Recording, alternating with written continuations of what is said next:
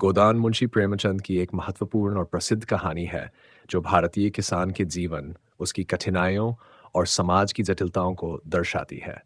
ये कहानी न केवल एक किसान की मेहनत और संघर्ष की दास्तान है, बल्कि यह समाज की सामाजिक, आर्थिक और राजनीतिक असमानताओं की भी कहानी है।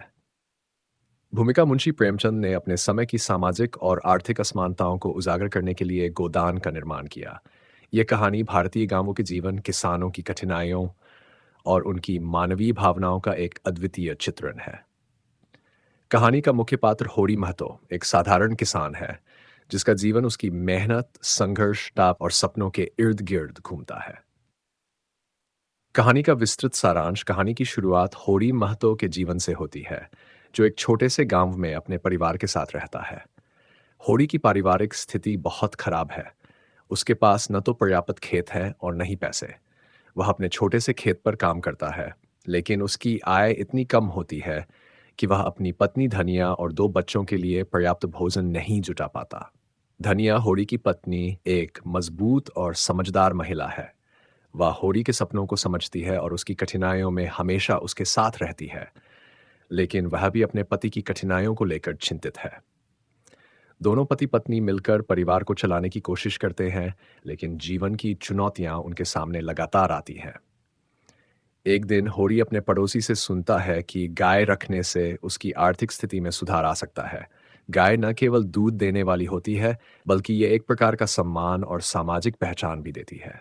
होरी इस सपने को अपने दिल में बसा लेता है और अपनी गाय खरीदने की योजना बनाता है। गांव के अन्य किसान और पड़ोसी होरी की इस इच्छा का मजाक उड़ाते हैं। वे उसे बताते हैं कि एक गरीब किसान के लिए गाय खरीदना संभव नहीं है। लेकिन होरी अपने सपने के प्रति दृढ़ है। होरी अपनी गाय खरीदने के लिए पैसे इकट्ठा करने की कोशिश करता है, दिन रात काम करता है, जमींदार के खेतों में मजदूरी करता है और अपने छोटे से खेत की देखभाल करता है। लेकिन हर बार उसकी मेहनत में कुछ न कुछ रुकावट आ जाती है। जमींदार, जो गांव का सबसे अमीर व्यक्ति है, होरी और अन्य किसानों का शोषण करता है। वह किसानों से उच्च दर पर कर्ज लेता है और उन्हें कभी भी अपने पैसों का भुगतान नहीं करने देता। होरी को भी जमींदार से कर्ज लेना पड़ता है, जो उसकी आर्थिक स्थिति को और खराब कर देता है। अंततः होरी अपनी कड़ी मेहनत के बाद गाय खरीदने में सफल होता है। ये उसके लिए एक बहुत बड़ा सपना पूरा करने जैसा होता है। अम, गाय के साथ उसकी खुशी बेमिसाल होती है। अब वह अपने गांव में गर्व महसूस करता है। गाय केवल एक जानवर नहीं है, ये होरी के लिए सम्मान और पहचान का प्रतीक बन जाती है।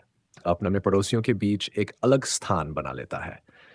हालांकि उसकी खुशी ज्यादा समय तक नहीं टिकती। कुछ दिनों बाद गाय बीमार पड़ जाती है।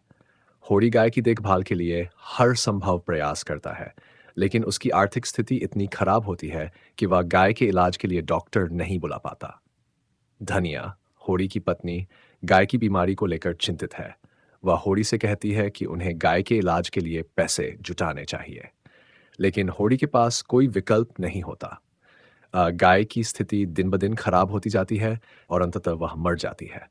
होरी के लिए ये एक बड़ा आघात होता है। उसकी पूरी दुनिया उस गाय के चारों ओर घूमती थी और अब वह अचानक खाली हो जाती है। गाय की मृत्यु के बाद होरी पर कर्ज का बोझ बढ़ जाता है। जमींदार उसकी स्थिति का फायदा उठाता है और उससे और अधिक पैसे मांगता है। होरी के लिए यह स्थिति अत्यंत कठिन हो जाती है। समाज की ओर से भी होरी पर दबाव बढ़ जाता है। लोग उसकी स्थिति का मजाक उड़ाते हैं और उसे अपमानित करते हैं। यह सब कुछ होरी के लिए बहुत कठिन हो जाता है। होरी अपने जीवन में एक अंतिम संघर्ष करता है। वह अपनी मेहनत और साहस के बल पर अपने सपनों को पूरा करने की कोशिश करता है, लेकिन हर बार उसे असफलता का सामना करना पड़ता है। इस कहानी के माध्यम से प्रेमचंद ने यह बताया है कि कैसे मेहनत करने के बावजूद कई बार इंसान को अपनी इच्छाओं और सपनों से वंचित रहना पड़ता है। कहानी का अंत होरी की निराशा होता है, सपनों को पूरा नहीं कर पाता और उसकी मेहनत का कोई फल नहीं मिलता।